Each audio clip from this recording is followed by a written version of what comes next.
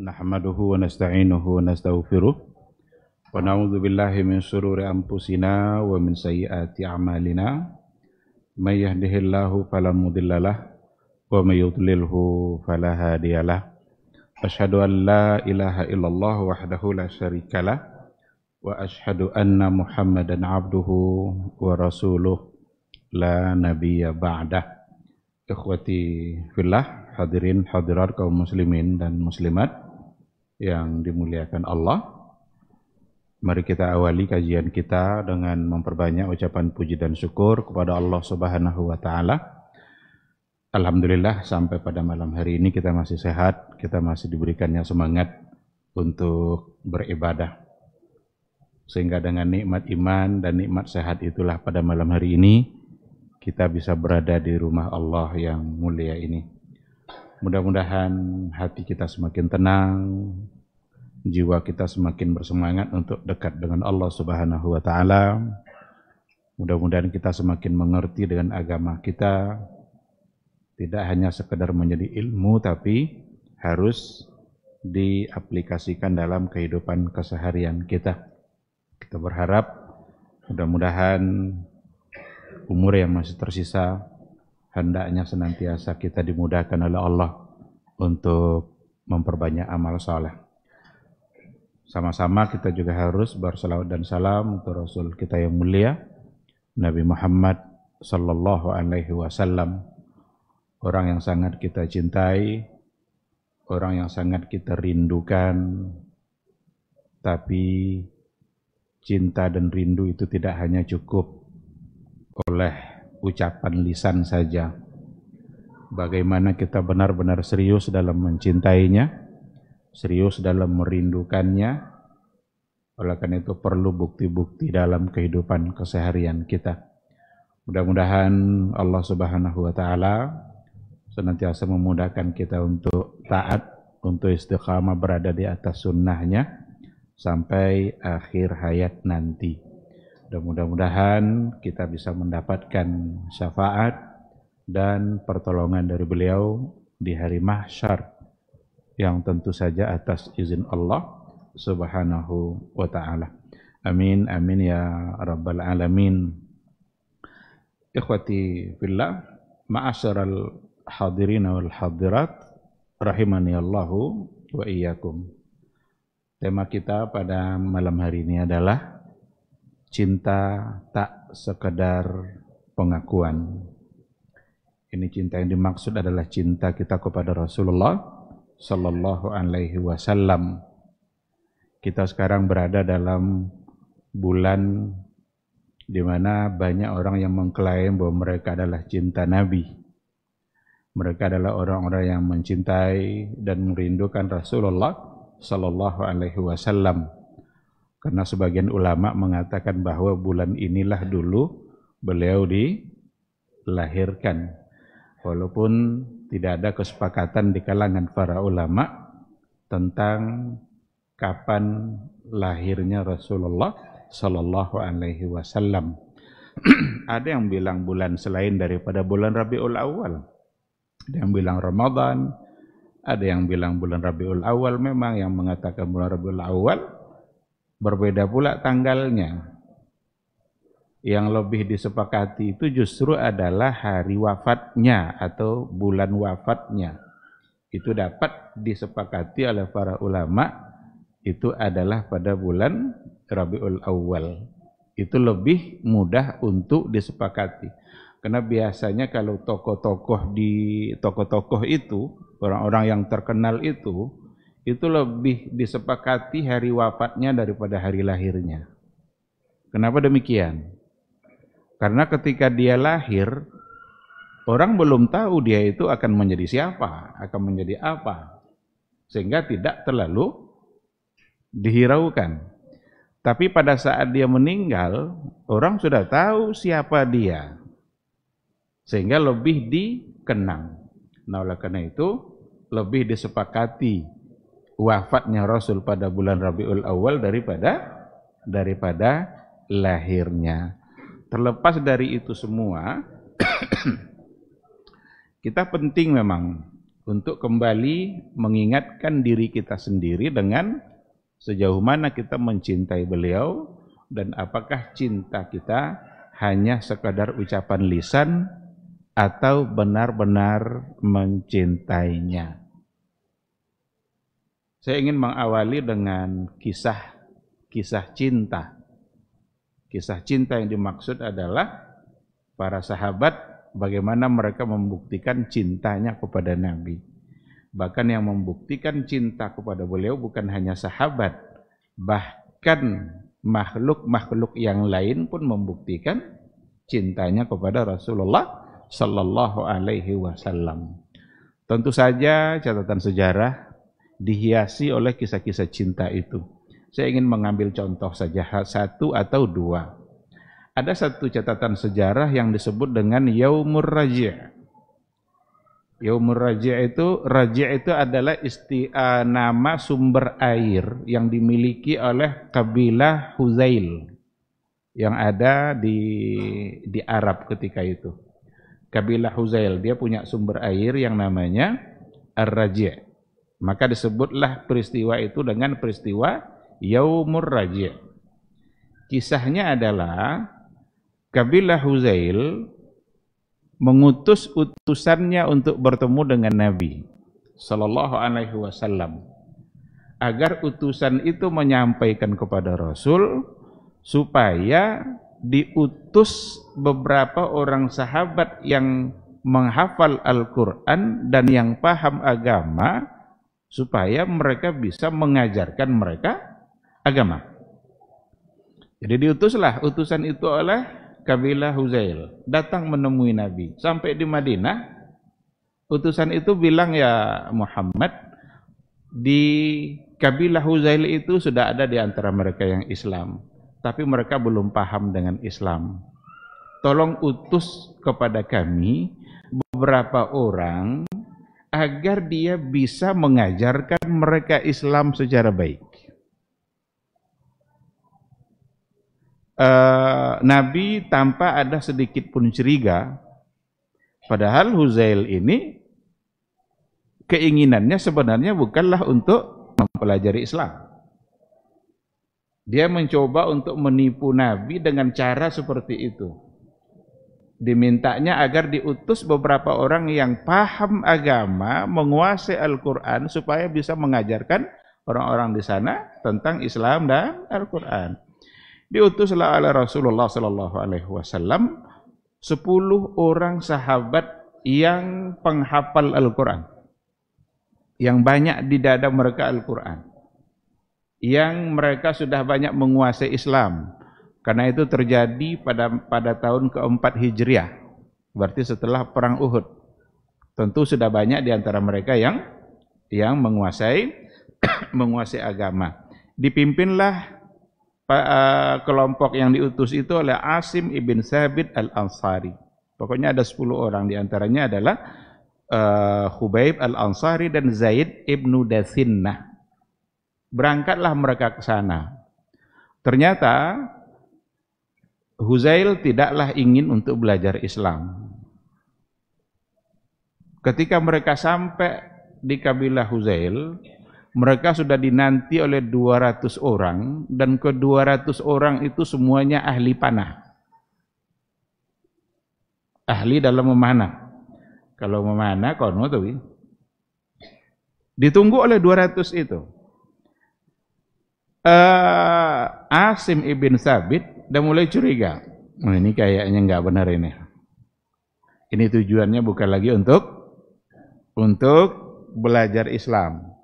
Kok orang yang ingin belajar Islam disambut dengan pasukan pakai alat perang, pakai panah, pakai segala macamnya. Akhirnya mereka naik ke tempat yang tinggi, ingin mencoba untuk lari. Kata kabilah Huzail, turun, kalian insya Allah aman. Tetapi mereka tidak mau. Kalian sudah punya niat yang tidak baik, maka pasti di hati kalian adalah ingin untuk membunuh kami. Ternyata betul. Dari yang 10 itu, karena ada yang bilang 6 orang, ada yang bilang 10, tapi kuat ahli sejarah mengatakan itu 10 orang. Dari 10 itu turun 3 orang, yang lain tidak mau.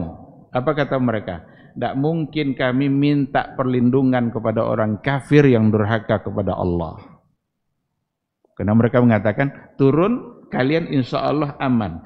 Berarti kan minta perlindungan dari orang kafir. Biarlah kami mati daripada minta perlindungan kepada orang kafir. Gitulah izzahnya sahabat dulu tuh. Gitulah mereka punya jati diri. Padahal mereka sudah tahu resikonya. Kalau tidak turun pasti mati. Karena 200 orang ahli panah semua. Jangankan memanah dari dekat, memanah dari jauh aja bisa kena. Ternyata betul. Yang tidak mau turun berarti siap untuk menyambut panah tadi. Dan akhirnya wafat sebagai syahid. Tinggal 3 orang. Ada 3 orang yang mau turun, siap dia turun. Barangkali ya dia punya siasat yang lain. Ingin melihat lebih jauh apakah mereka masih berbohong ataukah tetap dalam niat buruknya. Ketika yang 3 ini turun, tapi ternyata mereka tetap punya niat yang buruk. Tidak untuk niat yang baik sama sekali. Hanya saja seperti Khubayb al-Ansari dan Zaid ibnu Dathinnah, mereka memang tidak dibunuh ketika itu. Kawan-kawannya sudah mati, syahid. Ada 2 orang yang masih selamat, tapi yang 2 ini dijual sebagai budak di kota Mekah. Dijual dia sebagai budak di kota Mekah. Dibelilah oleh orang-orang Mekah. Ternyata yang membelinya itu adalah keluarga orang-orang yang mereka bunuh dulu waktu perang Badar. Khubayb itu dibeli oleh keluarga Al-Haris ibnu Amir. Sementara Khubayb ini, dia dulu yang membunuh Haris itu waktu perang Badar. Kira-kira kalau mereka beli, itu untuk dijadikan budak atau untuk dibunuh juga? Sedangkan Zaid ibnu Dathinnah dibeli oleh Safwan ibnu Umayyah. Dulu waktu perang Badar, ayahnya Safwan itu yang bernama Umayyah ibnu Khalaf dibunuh oleh Zaid ini. Kira-kira ketika dibeli, untuk dijadikan budak atau untuk dibunuh juga? Pastilah untuk tidak mungkin dia memelihara orang yang membunuh ayahnya sendiri. Maka dibeli. Dan memang untuk dibunuh. Semuanya adalah untuk dibunuh. Namun yang hubungannya dengan judul kita adalah Zaid ibnu Dathinnah. Sebelum dia dibunuh, itu ada dialog antara dia dengan Abu Sufyan. Abu Sufyan itu belum masuk Islam ketika itu. Karena Abu Sufyan masuk Islamnya kan sesaat menjelang Fathu Makkah. Di malam hari besok Fathu Makkah, malamnya itu baru Islam Abu Sufyan. Abu Sufyan bertanya kepada Zaid ibnu Dathinnah. Apa kata Abu Sufyan? Ya Zaid, kamu rela enggak kalau seandainya kami bebaskan, tetapi yang berada di tempat kamu sekarang adalah Muhammad. Jadi kamu bisa bebas, tapi digantikan oleh Muhammad. Maksudnya adalah Nabi Sallallahu Alaihi Wasallam. Mau enggak kamu? Apa kata Zaid? Demi Allah, seandainya Rasul yang namanya Muhammad itu sekarang berada di rumah, ditusuk oleh sedikit duri saja, saya tidak akan pernah rela. Apalagi kalau seandainya dia pula yang menggantikan saya untuk dibunuh. Apa kata Abu Sufyan? Saya tidak pernah melihat seseorang mencintai orang lain melebihi cintanya sahabat Muhammad kepada Muhammad. Jadi ma ra'aitu ahadan minan nas yuhibbu ahadan ka hubbi ashabi Muhammadin Muhammadah. Itu ungkapan Abu Sufyan. Saya tidak pernah melihat seseorang mencintai orang lain melebihi cintanya sahabat Muhammad terhadap Muhammad. Jangankan untuk menggantikan dia dibunuh lalu dia selamat, dia di rumahnya saja bersama istrinya, lalu Nabi Muhammad ketusuk oleh duri kecil duri itu. Saya tidak akan pernah rela untuk itu. Nah, inilah gambaran salah satu dari kisah yang di situ menunjukkan gambaran betapa besarnya memang cinta sahabat Rasul kepada Rasulullah sallallahu alaihi wasallam. Ketika peristiwa itu sampai kepada Nabi, kan kemarin katanya minta diutus untuk diajarkan agama. Tapi ternyata mereka semua dibunuh oleh kabilah Huzail. Nah, disitulah salah satu tempat di mana ketika itu Nabi berkunut nazilah, Nabi melakukan kunut nazilah atas musibah yang dihadapi oleh sahabat-sahabat yang tujuan mereka adalah untuk mengajar agama diutus oleh Nabi, tapi ternyata semuanya dibunuh sebab mereka punya niat yang tidak sebenarnya untuk mempelajari agama. Benar-benar tujuannya adalah untuk membunuh mereka. Padahal yang dikirim Nabi adalah pilihan-pilihan. Itu orang-orang pilihan. Karena agar bisa mengajarkan agama. Tidak mungkin yang diutus Nabi bukan pilihan. Nanti salah ajar. Sengaja dipilih itu. Tapi ternyata semuanya adalah mati dan kematian mereka adalah sebagai syuhada, sebagai orang yang mati syahid. Ini satu di antara kisah nampak di situ oleh kita benar-benar sahabat cinta kepada Rasul dan cinta mereka tidak hanya di bibir, tidak hanya sekedar pengakuan, benar-benar dibuktikan bahwa mereka lebih mencintai Nabi daripada diri mereka sendiri. Kisah yang kedua, bukan untuk sahabat, bukan untuk manusia, tetapi pohon kurma. Rasulullah Shallallahu Alaihi Wasallam biasanya kalau berkhutbah dia bersandar di sebuah pohon kurma. Disitulah Nabi menyandarkan dirinya saat dia berkhutbah. Tapi ketika ada yang membuatkan mimbar untuk Nabi karena sudah ada mimbar, maka Nabi pindah ke atas mimbar itu untuk berkhutbah. Pada saat Nabi meninggalkan pohon kurma dan pindah kepada mimbar yang dibuatkan oleh sahabat, terdengarlah ada suara tangis. Seperti bayi yang kehilangan ibunya, seperti bayi yang ditinggalkan oleh orang tuanya. Terdengar suara itu menangis. Dan ternyata adalah suara pohon kurma. Pohon kurma saja bisa mencintai Rasulullah sallallahu alaihi wasallam.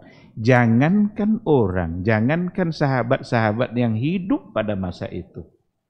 Pohon kurma yang dimanfaatkan oleh Nabi bersandar ketika dia berkhutbah, ketika ditinggalkan, dia menunjukkan pula cintanya kepada Rasulullah sallallahu alaihi wasallam. Oleh karena itu, kita sebagai umat Islam, kita sebagai umat Nabi Muhammad sallallahu alaihi wasallam pantaslah untuk mempertanyakan kembali seperti apa cinta kita kepada beliau. Seperti apa kerinduan kita kepada beliau? Apakah kecintaan yang selama ini hanya ungkapan-ungkapan begitu saja? Hanya pengakuan-pengakuan yang tanpa bukti? Padahal kalau kita tengok hadis-hadis Nabi, bahwa sesungguhnya cinta kepada Rasul itu adalah bagian dari kesempurnaan iman kita kepada Allah dan Rasulullah sallallahu alaihi wasallam. Tidak akan pernah sempurna iman kita kalau seandainya kita belum mencintai Rasul lebih dari segala-galanya. La yu'minu ahadukum hatta akuna ahabba ilaihi min waladihi wa walidihi wan nasi ajma'in.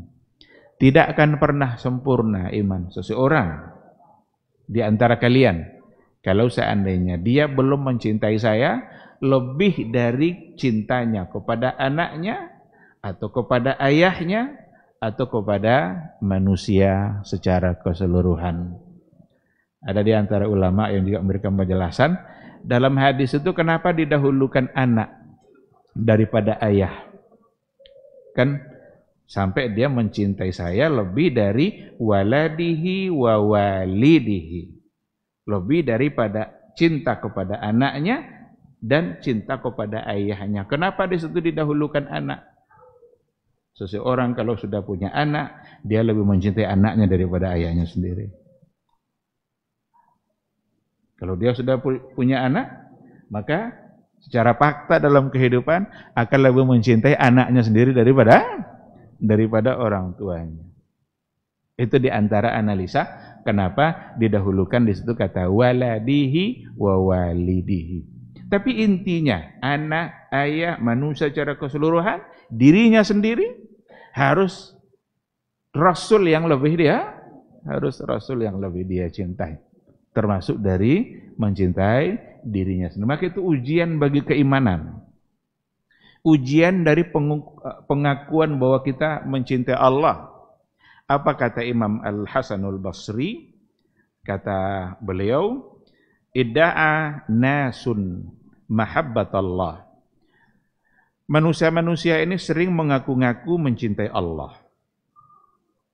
Fabtalahum bihadhil ayah. Lalu Allah uji mereka dengan sebuah ayat. Dengan ayat ini. Jadi banyak orang yang ngaku-ngaku cinta Allah. Orang yang mengaku cinta Allah tadi itu diuji oleh Allah dengan ayat ini. Apa ayatnya? Qul in kuntum tuhibbunallah fattabi'uni yuhibbukumullah wa yaghfir lakum dzunubakum. Katakanlah, in kuntum tuhibbunallah, jika kalian benar mencintai Allah, fattabi'uni, maka ikuti saya. Saya di sini adalah Rasul Nabi Muhammad sallallahu alaihi wasallam. Jika kalian benar mencintai Allah, maka ikuti saya. Yuhibbukumullah wa yaghfir lakum dzunubakum. Maka Allah akan juga mencintai kalian dan akan mengampuni dosa-dosa kalian. Jadi kalau kita sudah mencintai Nabi kita dengan cara mencintai Allah, dengan cara mencintai Nabi kita, maka cinta kita itu akan dibalas oleh Allah dengan dua hal.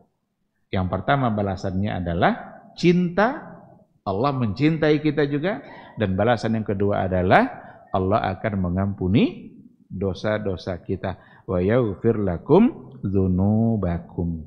Oleh karena itu, cinta berarti tidak hanya sekedar ucapan lisan.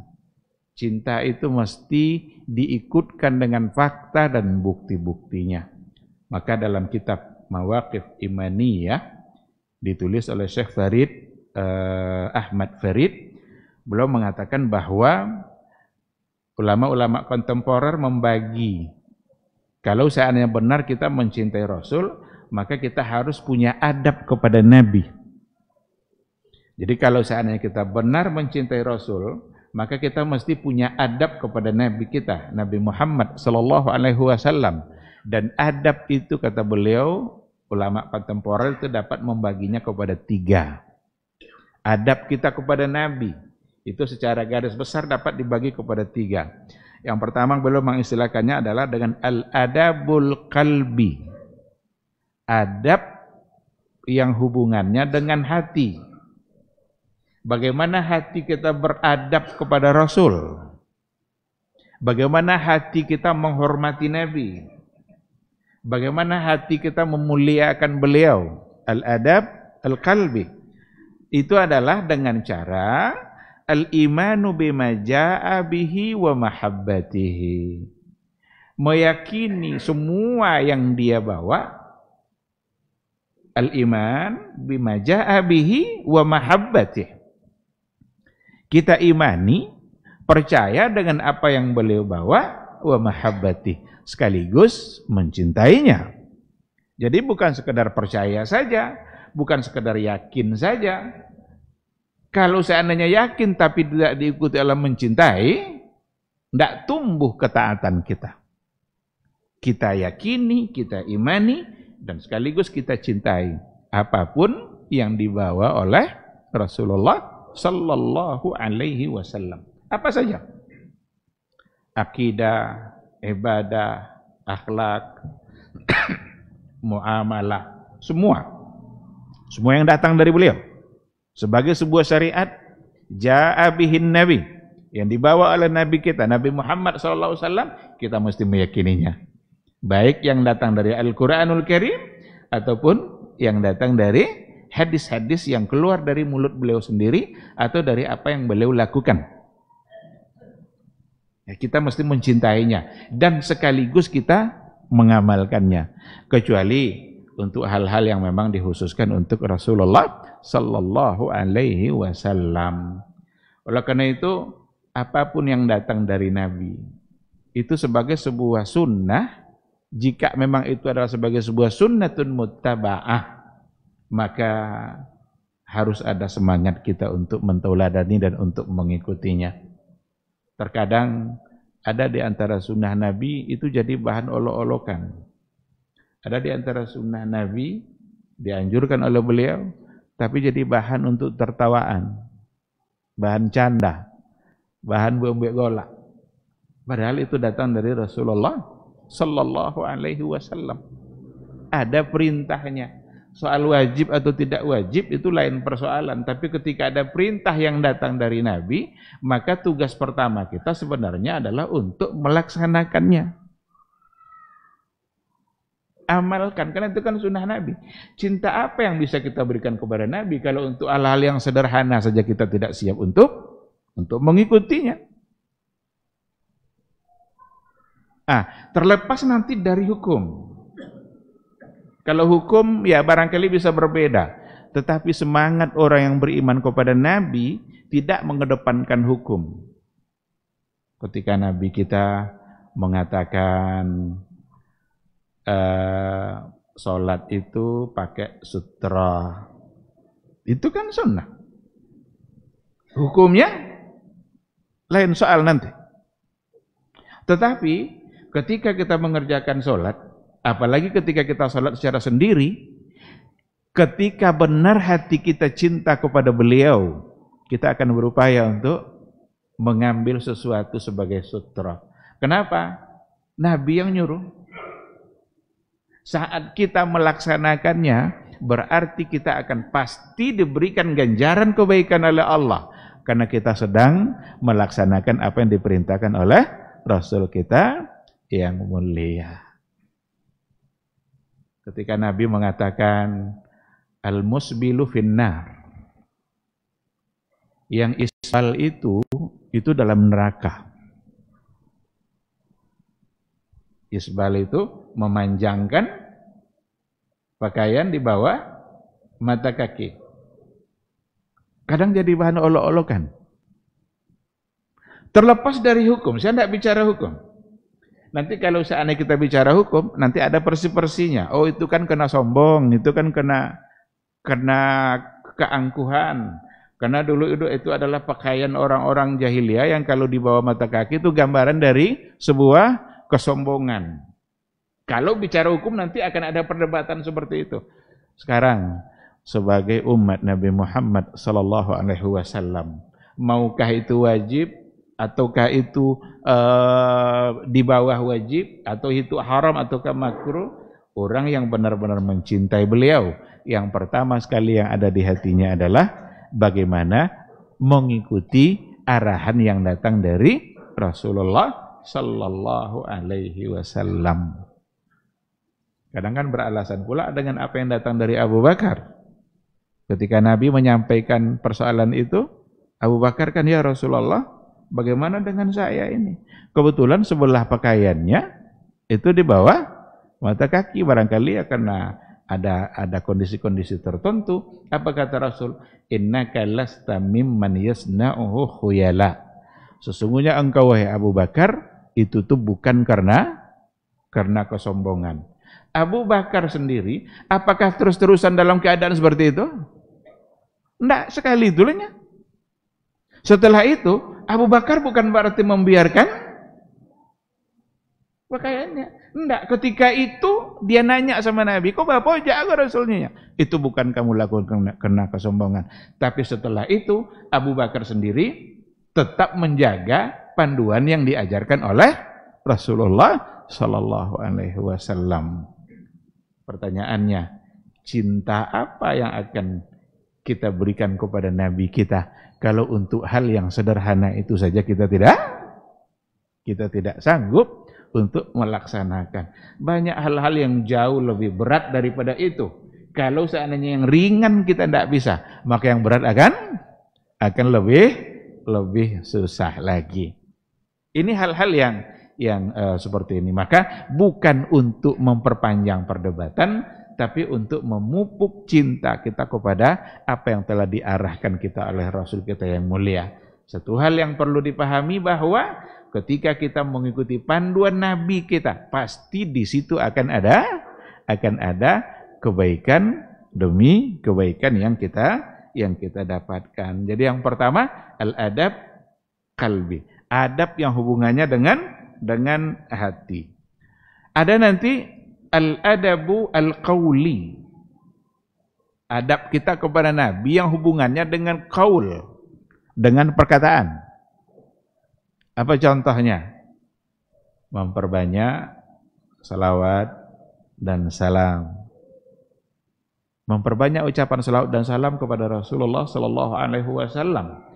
Setiap kali disebutkan nama Nabi Muhammad sallallahu alaihi wasallam, maka diajak kita oleh Nabi untuk mengucapkan salawat kepada dia.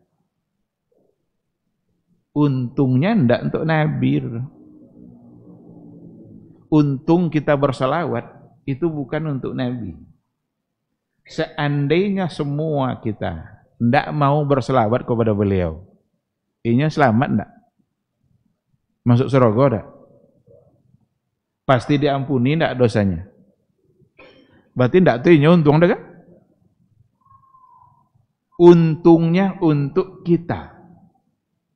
Kita yang rugi kalau tidak bersalawat. Itulah gambarannya. Seandainya semua kita menolak berselawat kepada Nabi, Nabi selamat. Allah sudah jamin. Maqam mahmudah sudah didapat oleh beliau. Allah yang menjanjikan itu. Nah maka ada adab kita secara qaul. Di antaranya itu. Ketika lidah kita sering mengucapkan selawat dan salam, itu gambaran dari kita memuliakan Rasul kita. Gambaran dari kita beradab kepada beliau. Dan yang berikutnya juga adalah bagaimana supaya lidah kita tidak mudah untuk mengucapkan sesuatu yang kalau seandainya beliau hidup itu bisa menyakiti dia. Dulu orang-orang pada masa dahulu terkadang terucap oleh dia sesuatu yang dari ucapannya itu mungkin akan bisa menyakiti Rasulullah SAW. Datanglah orang Arabi, orang-orang Badui dari perkampungannya, sampai ke pintu rumah Nabi, dipanggillah Nabi itu dengan suara keras. Ya Muhammad, keluar. Ya Muhammad katanya. Orang-orang Badui. Orang Badui tentu memanggil seadanya sebagaimana dia berkomunikasi di kampungnya orang Badui itu. Dia tidak mengenal adab-adab bagaimana menghormati orang yang mulia. Tidak ada adab sama dia. Dipanggilnya ya Muhammad, ya Muhammad. Sampai turun ayat kan la tarfa'u aswatakum fawqa sautin nabi. Jangan tinggikan suara kalian. Rendahkan suara kalian itu. Itu bukan adab yang baik. Itu secara qaul. Sekarang Nabi sudah wafat. Gimana cara menjaga adab kita? Tidak akan dengar lagi sama Nabi. Maka jangan sampai kata-kata kita mengeluarkan sesuatu yang ternyata bertentangan dengan apa yang telah disampaikan oleh Rasulullah Sallallahu Alaihi Wasallam. Masuk waktu Isya, sekarang kita jawab dulu suara azan, insyaallah nanti kita sambung sedikit materi.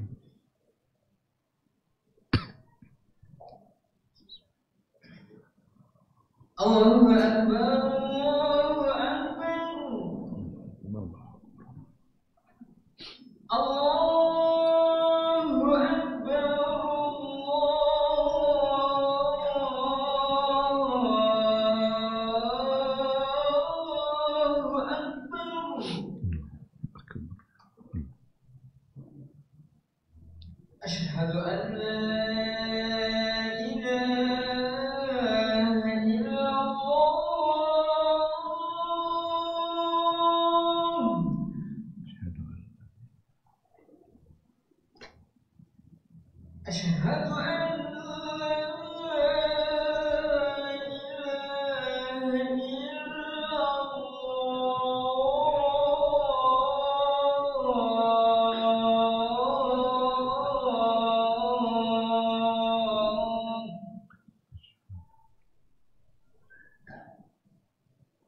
أشهد أن محمدا رسول الله.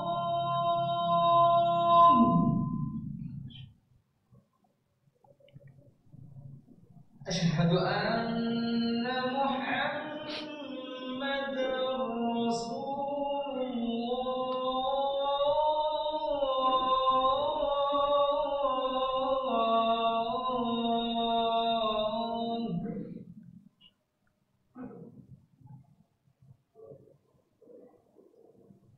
حي على الصلاة.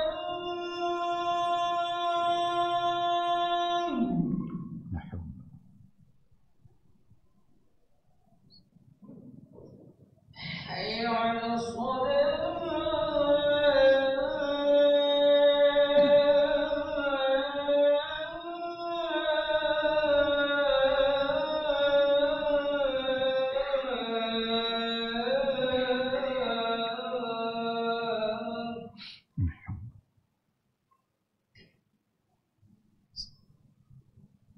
حي على الفلاح.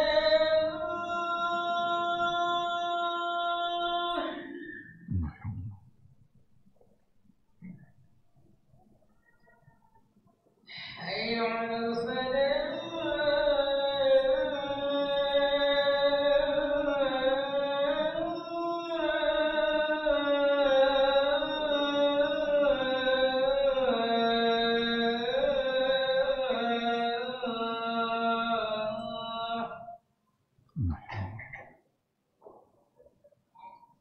الله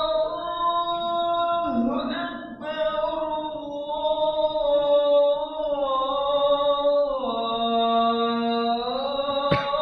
الله أكبر. لا إله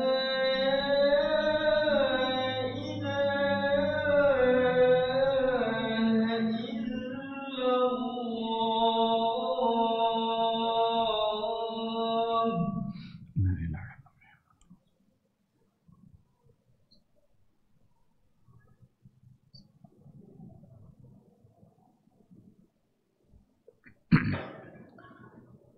Bismillahirrahmanirrahim. Alhamdulillah. Wassalatu wassalamu ala Rasulillah wa ala alihi wa sahbihi wa mawala. Ikhwati fillah, ma'asyaral hadirin wal hadirat, rahimani Allah wa iyyakum. Jadi ada 3 bentuk adab kita kepada Rasul. Al-adabul qalbi, adab hati kita. Al-adabul qawli, adab perkataan kita. Dan yang ketiga adalah al-adabu al-amali, adab dalam bentuk tindakan kita, perbuatan kita, sikap kita. Lidah kita jaga, hati kita jaga, sikap kita bagaimana. Siapa orang yang akan disebut sebagai beradab kepada Rasulullah sallallahu alaihi wasallam? Maka al-adabul amali itu maksudnya adalah ittiba'u sunnatihi wa ta'addub fi majlisihi. Bagaimana kita sebagai umatnya senantiasa berupaya untuk mengikuti sunnahnya, wa ta'addub fi majlisihi, dan penuh adab dalam majelisnya. Kalau dalam majelis berarti ketika Rasulullah sallallahu alaihi wasallam masih hidup, dan para sahabat dulu mereka sudah sukses untuk menunjukkan adabnya di hadapan Rasulullah sallallahu alaihi wasallam. Benar-benar menjaga adab di hadapan Nabi. Bahkan ada hal-hal yang ingin mereka tanyakan, tapi karena persoalannya sedikit agak sensitif, tidak berani itu sahabat-sahabat besar itu. Takut nanti salah kata, salah ucap. Seperti ada Nabi sholat asar, 2 rakaat Nabi salam. Kalau asar harusnya 4 rakaat, tapi 2 rakaat Nabi salam. Abu Bakar, Umar sebenarnya ingin nanya ini kok 2? Begitulah mereka menjaga, sangat menjaga ketika berada bersama Nabi. Ingin nanya tapi diam. Adalah seorang Badui, lagi orang Badui nih. Saat ini dibutuhkan orang Badui memang ini. Kalau kayak tadi orang Badui ditegur. Ada orang Badui dipanggil dengan Zulyadain. Apa kata Zulyadain? Ya Rasulullah, kamu lupa. Coba bilang, Abu Bakar tidak akan pernah berani. Ya Rasulullah, kamu lupa, tidak kemana berani. Tapi orang Badui, ya Rasulullah, kamu lupakah atau sholat sudah dikosor? Apa betulnya Nabi? Kamu tadi 2 rakaat salam. Barulah Rasul menoleh kepada Abu Bakar. Kata Rasul, ya Abu Bakar, asadaka Zulyadain. Wahai Abu Bakar, benar tidak yang diucapkan oleh Zulyadain ini? Barulah Abu Bakar berani ngomong. Benar ya Rasulullah, kamu tadi 2 rakaat lalu salam. Oh, kalau begitu dipanggil semua, karena ada yang sudah keluar dari masjid. Heboh masjid waktu itu. Ada yang tepuk-tepuk paha juga, ini sholat sudah dikasar, sholat sudah dikasar. Akhirnya dipanggil semua. Dan Nabi menambah 2 rakaat, lalu kemudian Nabi salam, dan Nabi sujud sahwi setelah salam. Dalam peristiwa itu Nabi sujud sahwinya setelah salam. Jadi ada riwayat Nabi sujud sahwi sebelum, ada setelah salam. Kalau dalam mazhab Syafi'i itu diambil satu hukum, semua sujud sahwi sebelum salam. Tetapi ada yang merinci, ketika ditengok kelupaan-kelupaan yang ada, ternyata ada 2 kemungkinan. Jika kesalahannya karena mengurangi, berarti sujudnya sebelum salam. Tapi kalau seandainya kesalahannya karena menambah, berarti sujudnya setelah salam. Tadi kok Nabi setelah salam, berarti ada yang ditambah? Ada. Ditambahnya salam pada rakaat kedua. Walau seharusnya belum salam. Itu analisa dari Imam Malik. Jadi boleh kita sujud sahwi sebelum atau sesudah. Seandainya karena mengurangi, berarti sebelum salam. Kalau menambah, berarti sesudah salam. Tapi dalam mazhab Syafi'i diambil satu kata sujud sahwi semuanya sebelum salam. Nah, jadi al-adabul amali, ittiba'u sunnatin Nabi wa ta'addub bi majlisi. Kita tentu tidak akan bisa lagi semajelis sama Nabi. Tidak akan bisa kita satu majelis lagi bersama Nabi. Kecuali orang-orang yang ngaku-ngaku kalau Nabi bisa hadir di majelis dia. Tapi itu pengakuan kebohongan saja. Jangan pernah percaya dengan ungkapan-ungkapan seperti itu. Karena tidak mungkin lagi. Sehingga yang fokusnya untuk kita tentu saja adalah ittiba'u sunnati. Bagaimana kita setia untuk mengikuti apa yang telah beliau atur. Maka dalam ayat dikatakan, ya ayyuhallazina amanu la tuqaddimu baina yadayillahi wa rasulih wattaqullah. Hai orang-orang beriman, janganlah kalian mendahului Allah dan mendahului Rasul. Kaunya Allah, kaunya Rasul, wajah yang lain. Berarti kita mencoba untuk mendahuluinya. Tidak lagi ingin berada di belakangnya. Kalau mendahului kan tidak di belakang, Pak Ler, kan? Kalau yang mengikuti pasti di belakang. Rasul depan, kita belakang. Itu baru mengikuti nomor. Kalau sudah mendahului, tidak mengikuti, Pak Ler. Nabi wak suruh ikut awak. Dan itu bahaya. Maka la tuqaddimu baina yadayillahi wa rasulih. Itu bentuk dari adab kita kepada Rasulullah sallallahu alaihi wasallam. Dan orang yang kalau benar mencintainya, maka adab itu pasti ada pada dia. Orang yang kalau mencintainya, maka adab itu pasti ada bersama dia. Hatinya yang mencintai yang beliau bawa, lisannya yang selalu mengucapkan selawat dan salam, selalu dijaganya lisannya agar tidak menyalahi apa yang diajarkan oleh Rasulnya yang mulia, dan sikap tindakannya, amalan kesehariannya selalu berupaya untuk sesuai dan mengikuti apa yang diajarkan oleh Rasulullah sallallahu alaihi wasallam.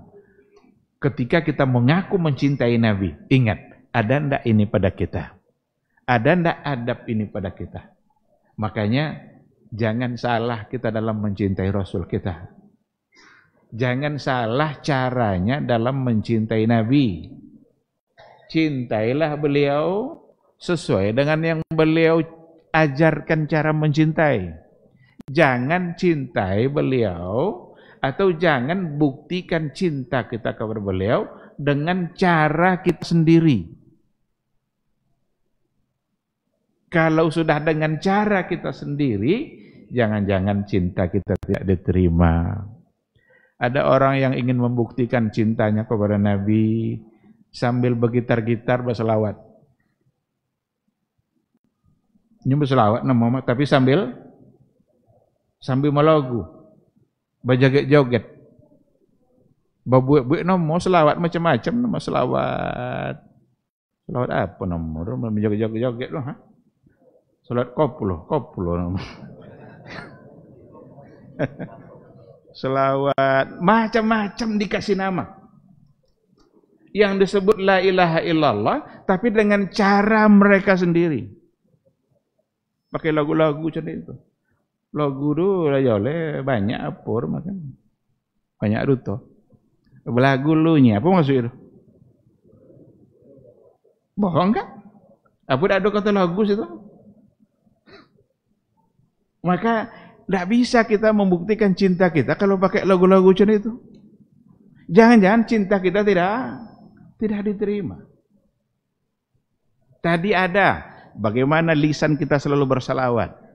Ambil mana salawat yang diajarkan oleh Rasulullah sallallahu alaihi wasallam. Kadang-kadang lebih dikedepankan pula salawat yang dibuat-buat oleh seseorang yang tidak jelas sumbernya dari mana, yang terkadang di antara isinya ada yang mengandung unsur kesyirikan karena di dalamnya ghulu terhadap Rasulullah sallallahu alaihi wasallam. Ghulu itu tajawazul had, melebihi batas. Tidak lagi menempatkan Rasul sebagai Rasul, tapi ditempatkan Nabi kita lebih daripada sebagai seorang Rasul. Seolah-olah Nabi tempat meminta, seolah-olah dia yang memberikan kita kesembuhan, dia yang menurunkan hujan. Ada banyak selawat yang dibuat-buat. Kalaulah di dalamnya tidak ada unsur-unsur yang salah, ya barangkali silakan, sekedar memuji Nabi. Tapi bukan sebagai sebuah zikir yang dijadikan ibadah, yang dibaca sekian puluh kali, sekian ribu kali. Kalau sudah sekian puluh kali, sekian ribu kali, sudah menjadikan sebuah ibadah yang bisa-bisa melupakan kita dengan yang diajarkan oleh Nabi sendiri. Padahal yang diajarkan oleh Rasul kita, itulah yang paling baik untuk kita ucapkan. Jelas sumbernya. Sementara yang dibuat-buat oleh orang, terkadang di dalamnya mengandung unsur hal-hal yang berbau syirik di mana terlarang untuk dilakukan. Ikhwati fillah, tentu saja kita sebagai umat Rasulullah sallallahu alaihi wasallam selalu harus meningkatkan cinta kita kepada beliau, tapi sekali lagi dengan cara yang sesuai dengan yang diajarkan oleh beliau. Apa contoh cara yang diajarkan Nabi supaya semakin mencintai dia? Di antaranya, kita harus semakin meningkatkan cinta kita kepada Allah Subhanahu wa taala. Kalau kita semakin cinta kepada Allah, maka insya Allah akan semakin cinta kepada nabinya. Kita diminta agar kita lebih mengerti dengan nabi kita. Siapa nabi kita itu? Siapa yang namanya Muhammad sallallahu alaihi wasallam? Baca syama'ilnya, baca riwayat-riwayat yang ada. Kenali siapa dia. Beliau adalah seseorang yang sangat dimuliakan dan mau diberikan kemuliaan oleh Allah melebihi nabi-nabi yang lain sampai nanti di hari akhir. Sampai nanti di hari akhir. Apa contoh kelebihannya? Tidak ada nabi yang diizinkan oleh Allah untuk memberikan syafaat kecuali Rasulullah sallallahu alaihi wasallam. Dialah yang diizinkan oleh Allah. Nabi Adam, ada orang yang datang nanti. Dalam riwayat dikatakan, ya Adam, engkau kan nabi yang diciptakan oleh Allah melalui dengan kedua tangannya. Itu nanti di hari akhir tuh. Karena itu kemuliaan kamu, hanya kamu yang seperti itu, diciptakan oleh Allah dengan kedua tangannya, maka beri kami syafaat hari ini. Apa kata Adam? Tidak bisa. Itu bukan kerja saya. Saya tidak pantas untuk melakukan itu karena saya punya dosa yang luar biasa. Walaupun diciptakan langsung oleh Allah dengan dua tangannya. Maka tidak boleh ditolak hadis ini dengan alasan menyerupakan Allah dengan makhluk. Karena hadis itu mengatakan Allah punya dua tangan. Sebagaimana yang ada pada ayat. Datang pada Nabi Ibrahim, datang pada Nabi Nuh. Nabi Ibrahim bilang, saya tidak sanggup, tidak bisa berikan syafaat. Karena dulu selama hidup saya pernah terpaksa berbohong 3 kali. 3 kali seumur hidup Ibrahim ini. Tidak lo sengaja baru terpaksa berbohong. Padahal tujuannya bukan berbohong. Sampai pada akhirnya kepada Nabi Muhammad sallallahu alaihi wasallam. Maka kita kenali itu. Sehingga hadis Nabi juga mengatakan, ana sayyidu waladi Adam yaumal qiyamah wala fakhar. Saya adalah sayyidu waladi Adam. Saya penghulu Bani Adam. Di hari kiamat nanti. Wala fakhar. Tapi tidak ada kesombongan. Tidak boleh sombong. Rasulullah nanti akan menjadi saksi atas kebaikan para nabi yang sebelumnya. Umat Nabi Muhammad bersama Nabi kita akan menjadi saksi nanti atas apa yang telah disampaikan oleh nabi-nabi yang sebelumnya. Karena Allah nanya nanti sama Nabi Nuh juga, hal ballagta? Dulu sudah kamu sampaikan enggak apa yang saya perintahkan itu? Kata Nuh, sudah. Siapa yang bersaksi? Ternyata Nabi Nuh tidak mengatakan saksinya adalah umatnya. Dia mengatakan saksinya adalah umat Nabi Muhammad sallallahu alaihi wasallam. Ketika umat Nabi Muhammad ditanya, kenapa kalian bisa bersaksi? Karena Nabi kami yang mengatakan bahwa Nuh telah menyampaikan apa yang diperintahkan oleh Allah. Berarti kita sebagai umat Nabi Muhammad nanti akan bersaksi. Litakunu syuhada'a 'alan nas. Wa kadzalika ja'alnakum ummatan wasata litakunu syuhada 'alan nas, supaya nanti kalian bisa bersaksi atas manusia. Dan itu adalah pada hari kiamat, pada hari di mana semua kita diminta pertanggungjawaban. Bukankah ini sebagai sebuah kemuliaan? Nabi yang semulia itu tidakkah pantas untuk kita cintai? Tidakkah pantas untuk kita rindukan? Jadi caranya tambah cinta kita kepada Allah, tingkatkan pengetahuan kita tentang siapa Nabi kita itu. Apa kemuliaan yang diberikan oleh Allah. Apa yang akan dia dapatkan nanti di hari akhir. Semua itu insya Allah membuat kita semakin taat, membuat kita semakin cinta, membuat kita semakin istiqamah berada di atas sunnahnya. Tapi kalau tidak dengan cara seperti itu, kalau ada orang memilih caranya sendiri dalam membuktikan cintanya, yang akan terjadi adalah penyimpangan demi penyimpangan.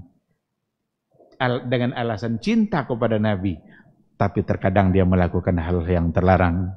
Atau nama cinta kepada Nabi, tapi ternyata itu hulu, berlebih-lebihan kepada Rasulullah sallallahu alaihi wasallam, yang terkadang bisa membuat mereka jatuh kepada perbuatan syirik. Baik, ikhwati fillah, mohon maaf waktu sebenarnya sudah berakhir.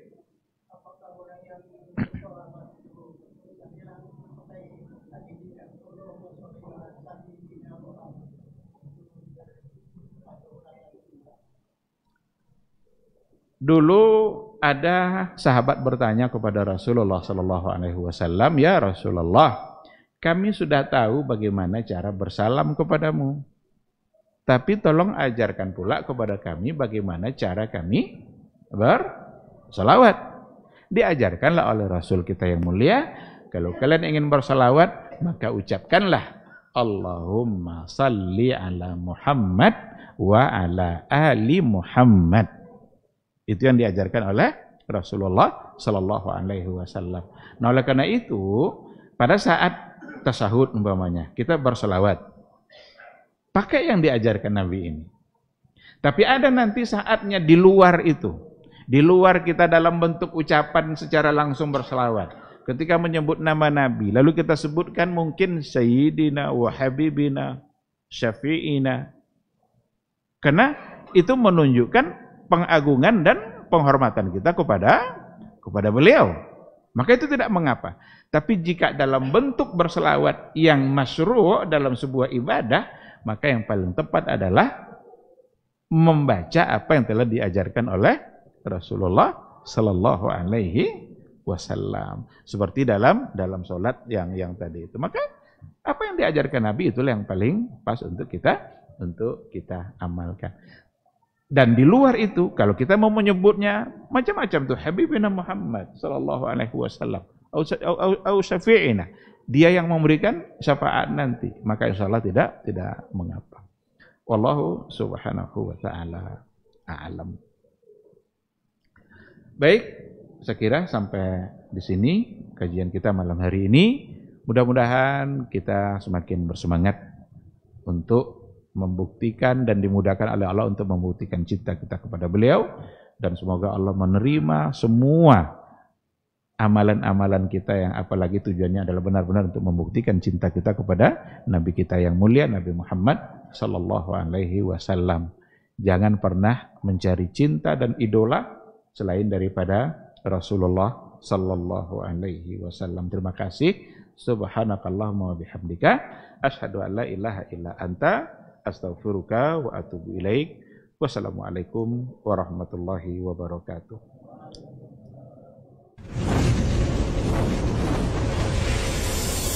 Baba TV Sunnah, belajar agama baru alim.